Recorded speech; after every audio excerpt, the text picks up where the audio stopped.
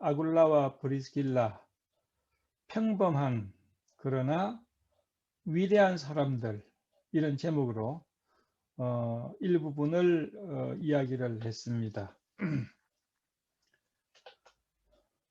유명하다는 것은 곧 위대함일 수 있는 것만은 아닙니다. 평범하지만 위대할 수 있는 것입니다. 고린도후서 6장 9절에 무명한 자 같으나 유명한 자요. 무명한 자 같으나 유명한 자라고 기록하고 있습니다. 세상에서는 별것 아닌 것 같이 보여도 영원한 하나님의 시선에서는 고귀하고 또 중요하고 유명한 사람들이 있는 것입니다. 우리는 평범한 사람들이기 때문에 평범하지만 그러나 하나님 보시기에 위대한 인물이 될 수 있다는 가능성이 있다는 걸 생각하면 얼마나 우리에게 용기와 위로가 되는지 알 수가 없습니다. 성경에는 유명한 인물들이 많이 나오죠.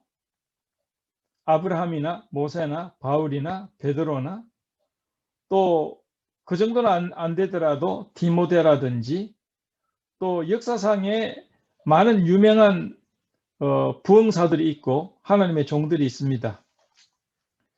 그러나 아굴라와 브리스길라는 우리가 주목하지 않으면 잘 기억하지 않는 그런 인물들에 속합니다.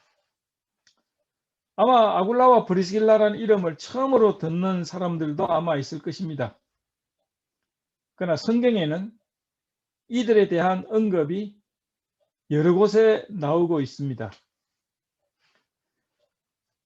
우리에게는 너무나 생소한 것 같고 평범한 것 같은 이 아굴라와 브리스길라가 하나님 보실 때는 얼마나 위대한 인물인가에 대해서 지난 시간에 이야기했습니다.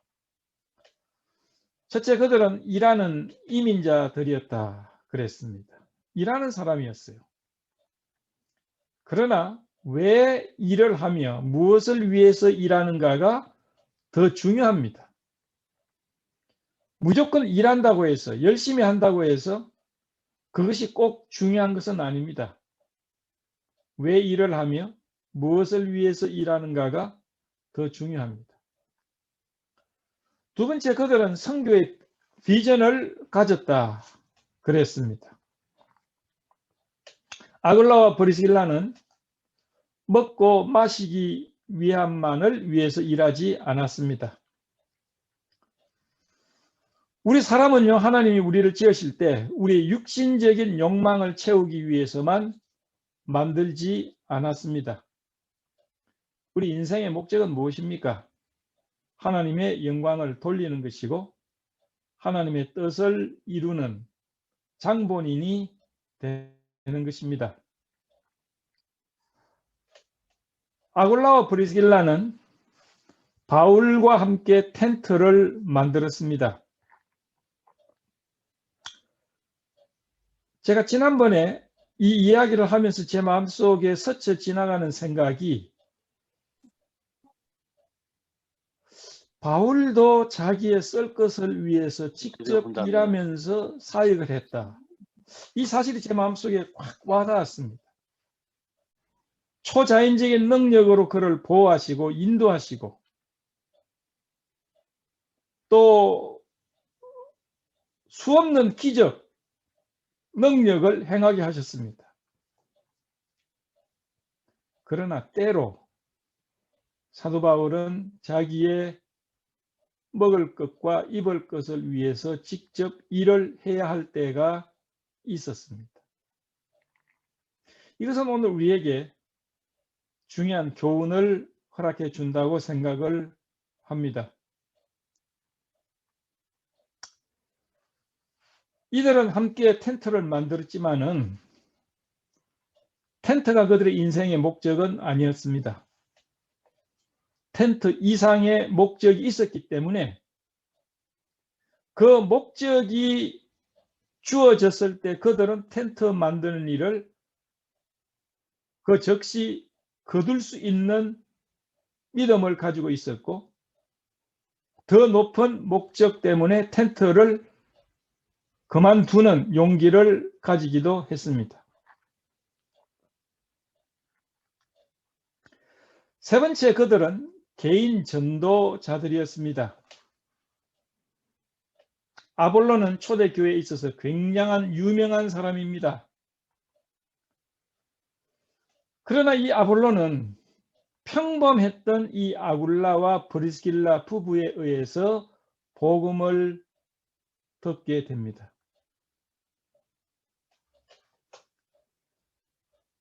그 위대한 아볼로라도 개인적으로 유명하지 않은 이 부부에게 복음을 듣고 그의 생애가 변하고 위대한 하나님의 종이 됐다면 평범한 우리를 통해서도 하나님은 놀라운 일을 하실 수 있다는 것입니다.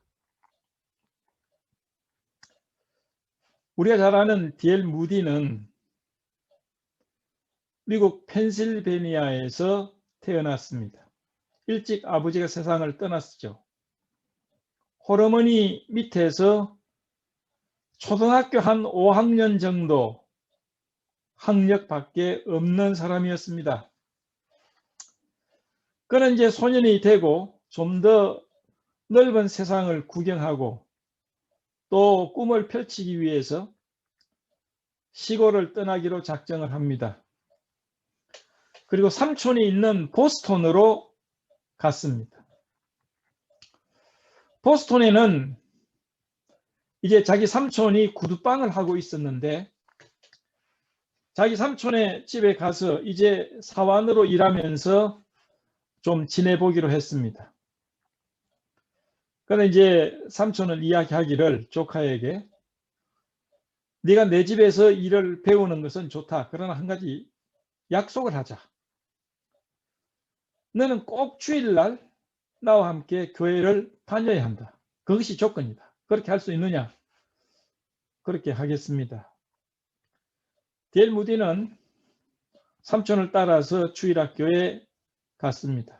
아직 소년이었기 때문에 자기 또래 주일 학생들하고 이제 친하게 지내면서 교회 생활을 합니다.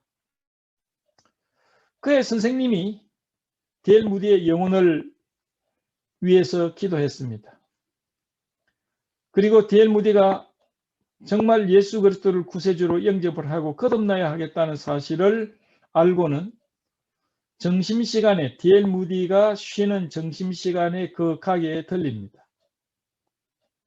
그리고 이제 구두방 뒤편에서 D.L. 무디에게 복음을 전합니다. D.L. 무디는 주일학교 선생님을 통해서 복음을 영접합니다. 그리고 그리스도인이 되죠. 그는 청년이 되고 난 이후에 좀 더 발전하고 기회가 있는 시카고로 이동을 합니다. 그 당시에 시카고는 굉장히 크게 발전이 시작되는 붐을 일으키는 도시였습니다. 그는 그리스도인으로서 시카고에 와서 처음으로 한 것이 어린 아이들을 가르치는 주일학교를 시작을 했습니다. 주일학교 학생들을 모이는 것은 교회에서 모이는 것이 아니고 길거리에 있는 어린 아이들을 모아서 복음을 전할 목적을 가지고 그는 이제 아이들을 모아 가르치고 복음을 전합니다. 그 아이들을 모으는 방법은 아주 간단했어요. 호주머니에 사탕을 가득 채워 가지고 아이들에게 모이면 아이들에게 사탕을 하나씩 나눠줍니다. 그러면 그 당시에 시카고도 뭐 개척 시대니까 아이들이 이제 단 것이 굶주리고 있었지요. 그래서 구름대까지 모인다는 것입니다. 아이들이 모이면 복음을 전합니다. 그래서 그 당시에 미국에서 제일 많은 학생들이 있는 주일학교로 알려졌습니다. D.L. 무디의 주일학교가 1861년에 에이브라함 링컨이 일리노이 스프링필드에서 변호사를 하다가 대통령에 당선이 됩니다. 그래서 일리노이 스프링필드에서 그는 기차를 타고 그 기차역에서 그는 고향을 자기 뭐 고향은 아니지만은 자기가 변호사했던 그 마을을 출발하면 하는 그 장소를 제가 가본 적이 있습니다. 거기서 간단한 연설을 했죠. D.L. 무디는 링컨 대통령은 연설이 아주 짧습니다.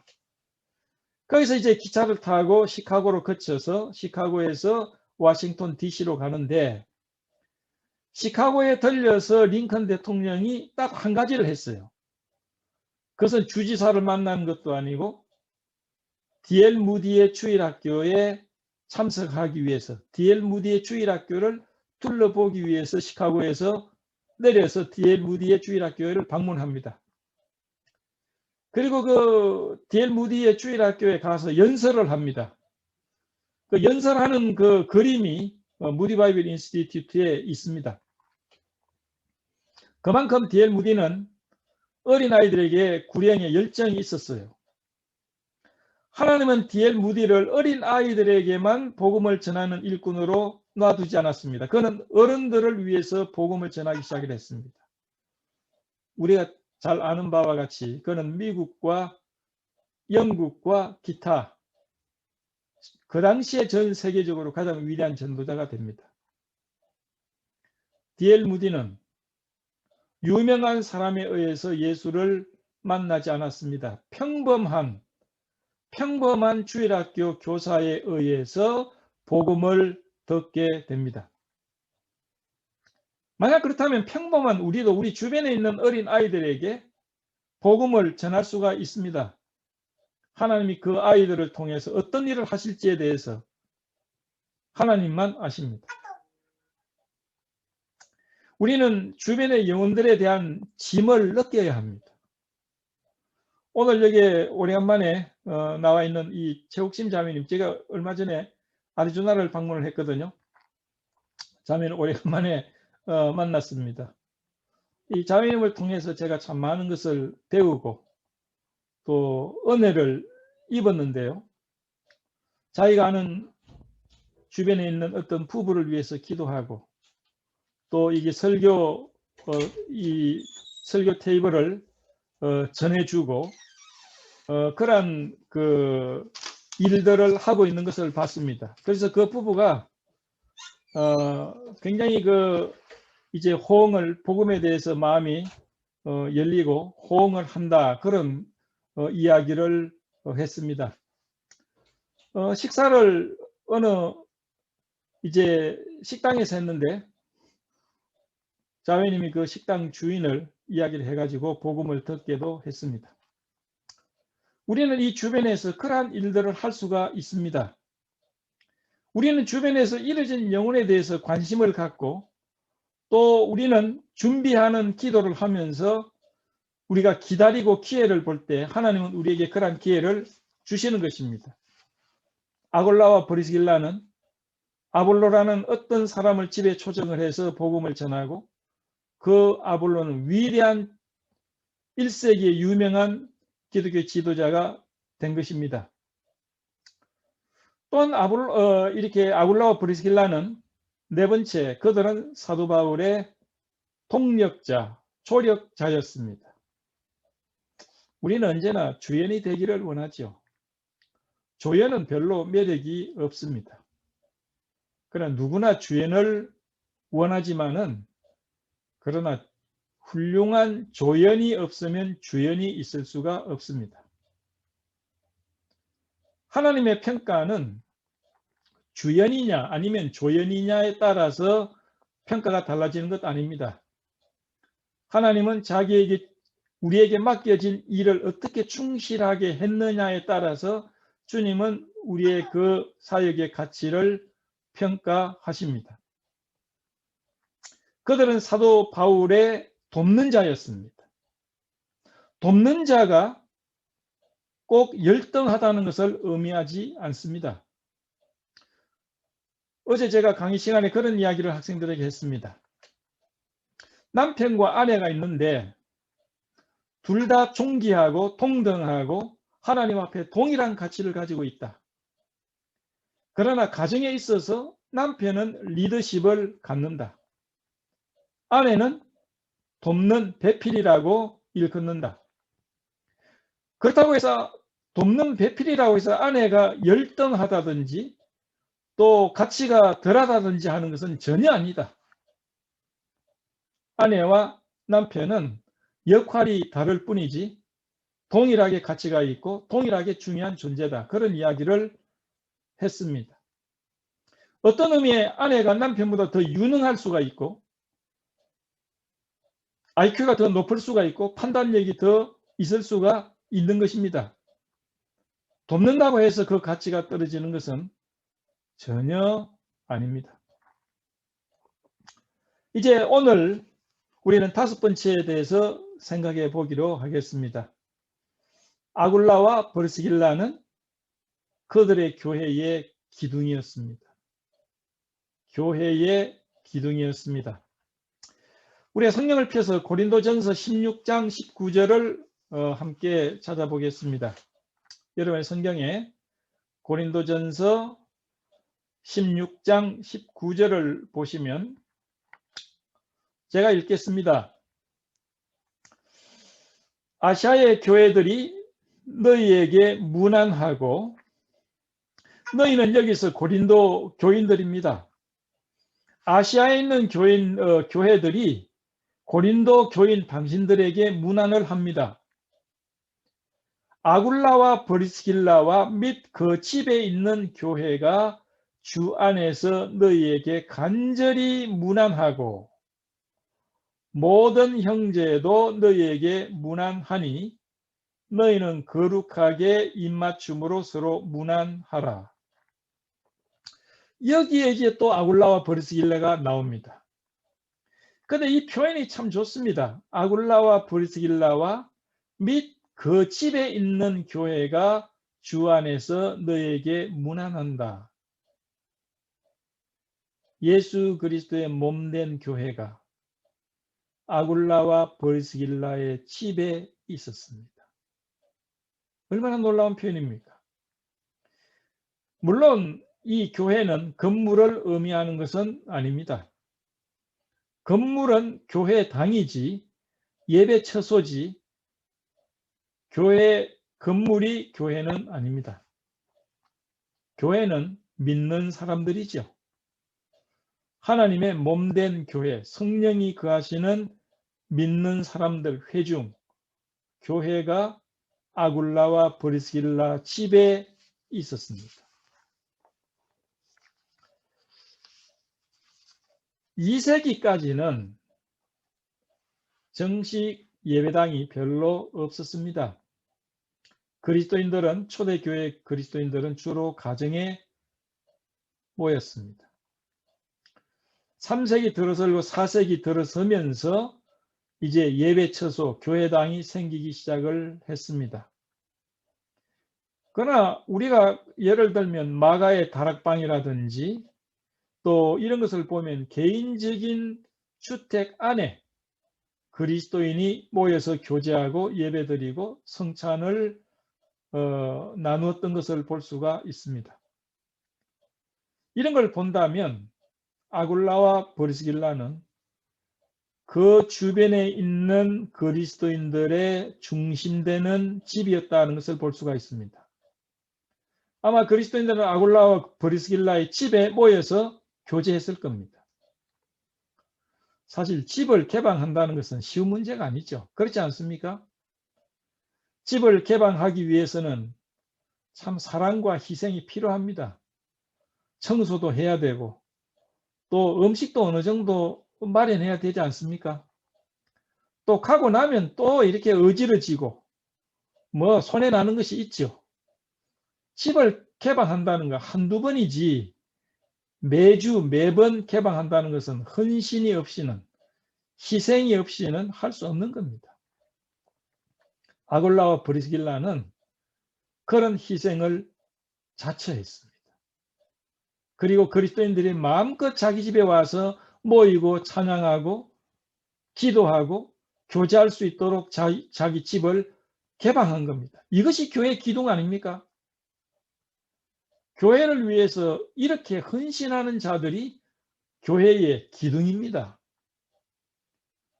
교회 모임에서 회의에서 발언을 한다고 해서 주장을 한다고 해서 교회 기둥이 아닙니다. 교회 기둥은 마땅히 교회에서 가장 중요한 헌신, 희생, 섬기는 자들이 교회의 기둥입니다. 아굴라와 브리스길라와 그 집에 있는 교회, 이 엄청난 표현을 여기서 쓰고 있습니다. 주님이 그의 몸된 교회를 아굴라와 브리스길라의 가정에 두셨다. 얼마나 큰 축복입니까? 얼마나 큰 행복입니까? 아굴라와 브리스길라는 여섯 번째, 그들은 바울과 지속적인 교제 속에 있었습니다. 저는 이 구절이 참 좋습니다. 디모데후서 4장 19절. 디모데후서 4장 19절을 찾아보겠습니다. 디모데후서는 사도 바울의 최후의 서신이라고들 이야기하지 않습니까?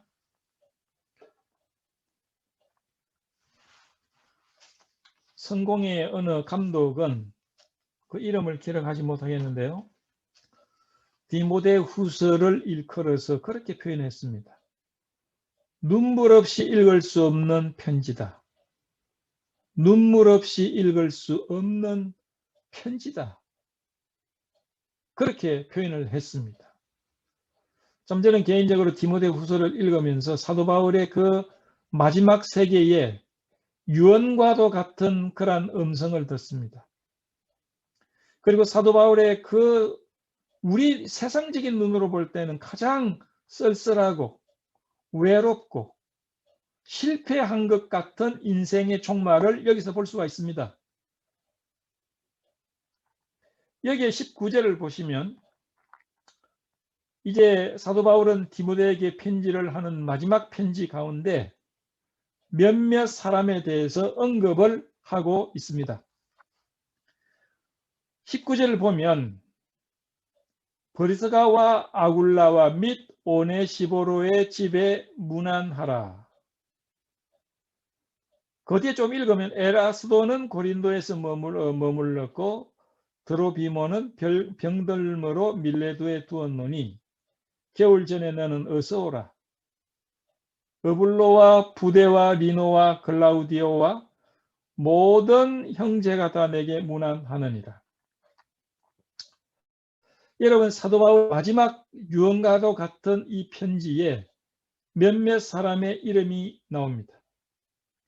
사도 바울은 그의 생에 있어서 수없는 사람들과 접촉을 했을 것입니다. 많은 사람들과 교제했을 것입니다. 그러나 그의 생의 마지막에 그 마음속에 기억되는 몇 사람들이 있었는데 그 중에 맨 처음에 나오는 이름이 아굴라와 브리스길라 이 두 부부의 이름입니다. 이것은 이들이 얼마나 사도 바울의 동역자였고 사도 바울과 밀접한 그러한 관련을 가지고 있었던 참 훌륭한 그리스도인이었다는 것을 우리는 여기서 확인할 수가 있습니다. 감옥 속에 보통 감옥이 아니고 토굴입니다. 땅을 파서 그 밑에 집어넣은 겁니다. 습기가 있습니다. 춥습니다. 머리가 하얀 사도 바울, 이제 늙어가는 몸에 기억이 가물가물해지는 사도 바울의 머릿속에 아굴라와 브리스길라 부부가 각인되어져 있습니다. 많은 사람들이 사도 바울을 비판하고 떠났다고 되어 있습니다. 내가 처음 변명할 때 나와 함께 한 자가 하나도 없고 다 나를 버렸으나 저에게 허물을 돌리지 않기를 원하노라. 이것이요 사도 바울의 종말이었어요. 다 버렸다고 그랬습니다. 그 위대한 사도 바울을 다 떠났어요. 다 버렸다고 그랬습니다. 이 노인의 마음속에 얼마나 섭섭함과 슬픔과 애잔함이 있겠습니까? 그러나 아굴라와 브리스길라는 비록 몸은 떨어져 있지만은 사도 바울과 함께 현장에 그 곁에 서 있었던 것입니다. 얼마 전에 한 달 됐나요? 한 달이 채 안 된 것 같은데 오클라호마 로톤이라는 조그만 군인 도시가 있습니다. 거기에 그 유길순 자매님이라는 분이 세상을 떠났다는 전가를 다른 자매님을 통해서 들었습니다. 유길순 자매님이라는 분은 제가 시카고 있을 때 한 이틀간 운전을 해야 갈 수 있는 지역이죠. 그 지역에 가서 복음을 전하고 거기서 여러 명 자매들이 구원을 받고 주님을 영접을 하고 또 모임이 형성이 되고 교제하고 그야말로 친자매들처럼 그런 교제를 했던 장소입니다. 근데 그 자매들이 이제 이동이 돼가지고 동부로도 가고 항구로도 가고 다 많이 흩어졌는데 거기에 이제 한 몇 자매, 한 서너 자매가 남아 있습니다. 이제 제가 이제 이 샌디에고 오고 난 이후에는 거기를 잘 방문을 하지 못했어요. 저도 여기 이제 학교에 있기 때문에 바쁘고 또 거리도 멀고 그래서 이제 교제가 많이 뜸하게 되는데 뭐 그런 지가 벌써 25년이 더 돼가지요. 그런데 이 유길순 자매님은 이게 심장을 이렇게 수술을 한 자매예요. 그 자매가 이제 나이가 들고 이제 70이 아마 넘은 것 같은데 건강이 참 어려움이 있고 그 자매님이 그렇게 전화가 와요. 전화가 와서 꼭 한번 보고 싶다고. 내가 언제 지금 죽을지 모르는데 우리 부부를 꼭 한번 정말 보고 싶다고. 그래서 글쎄요. 우리도 가고 싶은데 지금 코로나 때문에 지금 여행하기가 힘듭니다. 코로나 끝나고 또 가자면 또 다른 데 털릴 때가 있는데 제 차가 거의 지금 한 18년 동안 차를 쓰고 있으니까 이게 그 너무 장거리를 가기에는 좀 어려움이 있으니까 차도 하나 이제 좀 이렇게 바꾸고 그때 꼭 가지요. 그랬는데 주님 앞에 가신 거예요.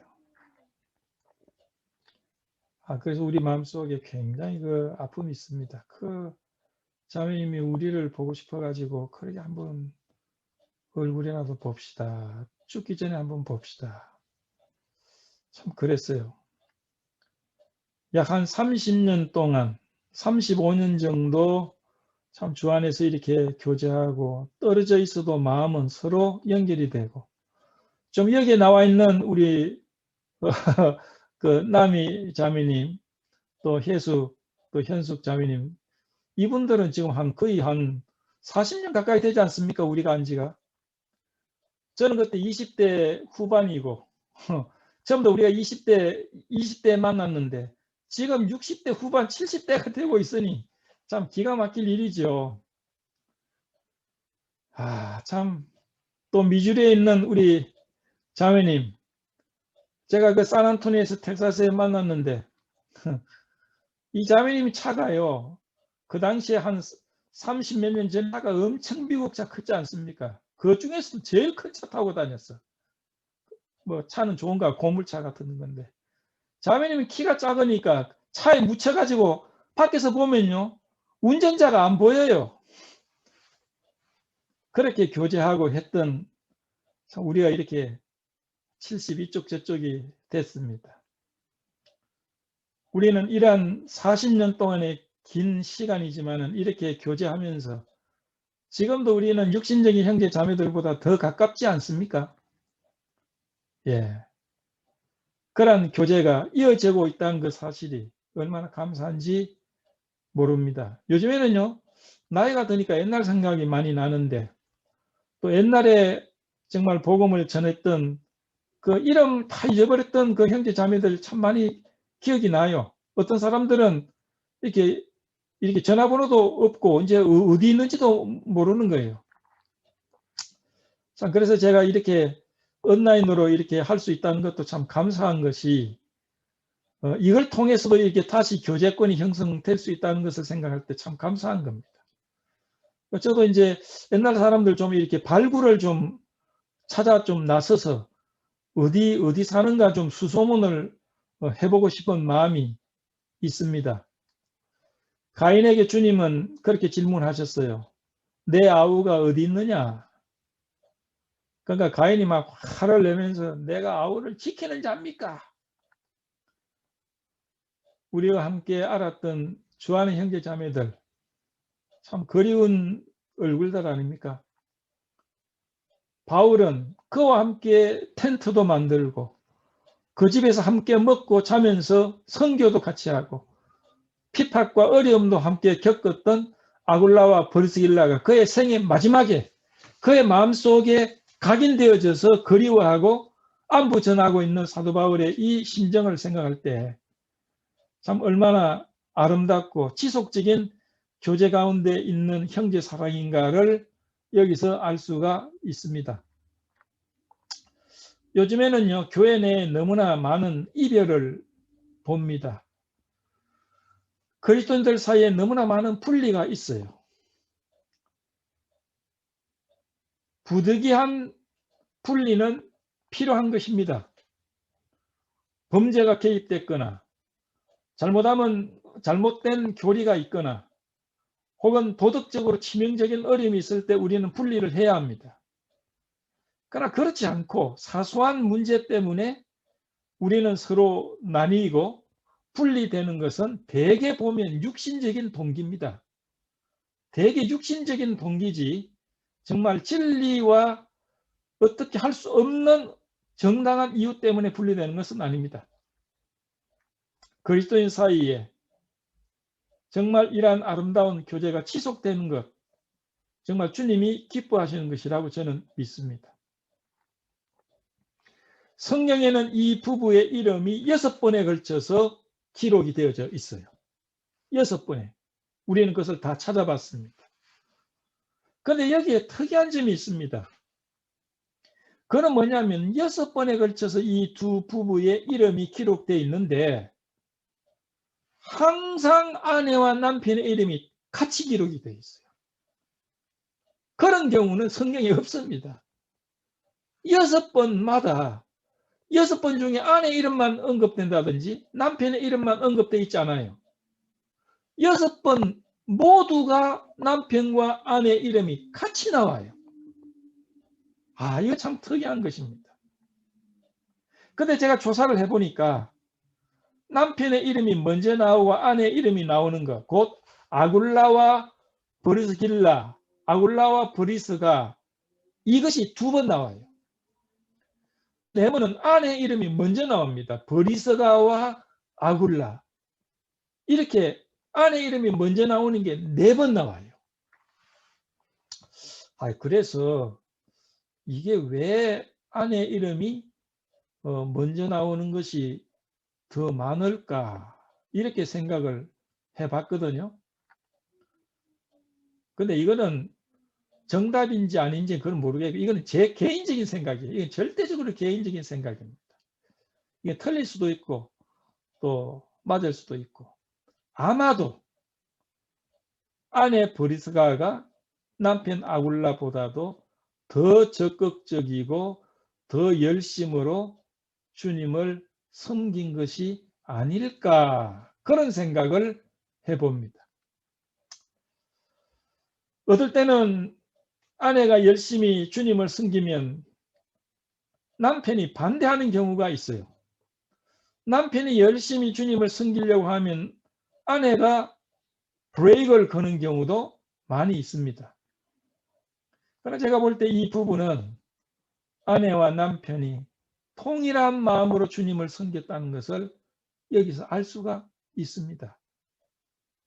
얼마나 아름다운 부부입니까?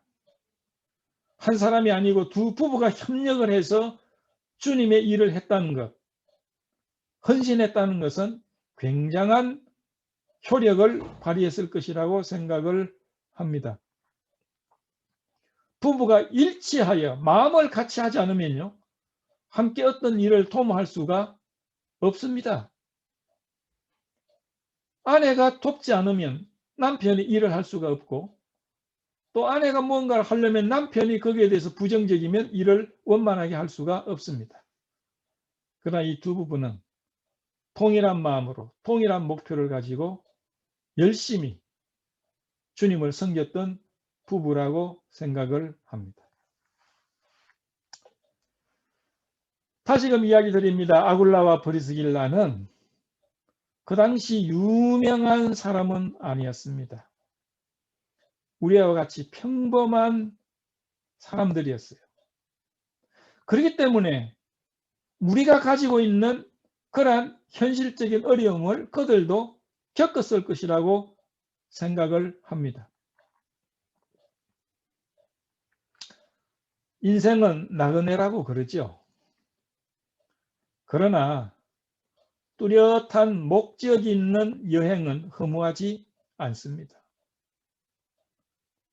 이들은 짧은 일생을 살았을 것입니다. 그들의 연영이 언제 주님 앞에 갔는지에 대해서는 우리가 알 수가 없습니다. 짧은 생애입니다. 우리가 지금 70 된다 하더라도 돌아보십시오. 그게 뭐 몇 년 안 된 것 같습니다. 그러나 그렇게 세월이 빠릅니다. 짧은 인생을 살았습니다. 그러나 그들은 영원한 가치를 위해서 투자한 지혜로운 사람들이었습니다. 이들은 유명하지 않았지만은 그러나 위대한 생애를 살았던 사람들입니다. 그들은 위대하지 않았지만은 그들이 섬기는 하나님이 위대했습니다. 그들이 전한 복음이 위대했어요. 그리고 그들이 추구한 삶의 목표가 위대했습니다. 위대한 생애를 산다는 것은 쉽지 않습니다. 그렇지만은 누구나 위대한 목표는 가질 수가 있어요. 위대한 목표는 위대한 생애를 만듭니다. 우리는 평범한 사람들입니다. 그러나 우리는 위대한 목표를 가질 수는 있어요. 우리가 갖는 위대한 목표는 우리를 평범하지만 그러나 위대한 인물로 만들어 줄 것입니다. 기도하겠습니다. 아버지 하나님, 오래전 저희들과 같은 평범한 사람들로서 그러나 위대한 목표를 가지고 살았던 아굴라와 브리스길라 부부를 성경을 열어서 찾아보았습니다. 그들의 생애는 저희들이 살았던 생애와 별반 다르지 않고, 그러나 그들이 했던 삶의 여정은 참으로 위대했던 여정이었다는 것을 저희들이 발견했습니다. 그 많은 이름들 가운데 이 사랑스러운 부부의 이름이 성경에 6곳이나 기록되고 있다는 그 사실을 통해서, 그리고 성령 하나님께서 그들의 이름을 성경에 기록하셨다는 그 사실 때문에 그들은 평범하지만 위대했다는 것을 저희들이 고백하지 않을 수 없습니다. 그들의 생애의 바톤이 현재 저희들 손에 쥐어져 있습니다. 저희들이 그들과 함께 또 그들처럼 살아갈 수 있는 기회를 주신 것에 대해서 감사합니다. 오늘 저희들이 주변을 둘러보면서 저희들이 어떤 사람으로 살아야 할 것인가를 생각하게 됩니다. 주님, 우리 주변에 이들이 살았던 그러한 삶을 살아갈 수 있는 조건과 환경은 그리고 기회를 허락하여 주옵소서. 그리고 우리 사랑하는 형제 자매들이 이렇게 교제할 수 있는 축복에 대해서 또 그런 기회와 방법에 대해서 감사드립니다. 우리의 앞날이 얼마나 될지 알 수도 없지만 우리 앞날을 지켜주시고 인도해 주시고 그리고 저희들이 멀리 가까이 있든지 서로 교제하며 기도하며 영원한 날에 만날 때까지 우리의 인생의 길을 걸어갈 수 있도록 인도하여 주옵소서. 우리 주 예수 그리스도의 이름으로 기도하옵나이다. 아멘.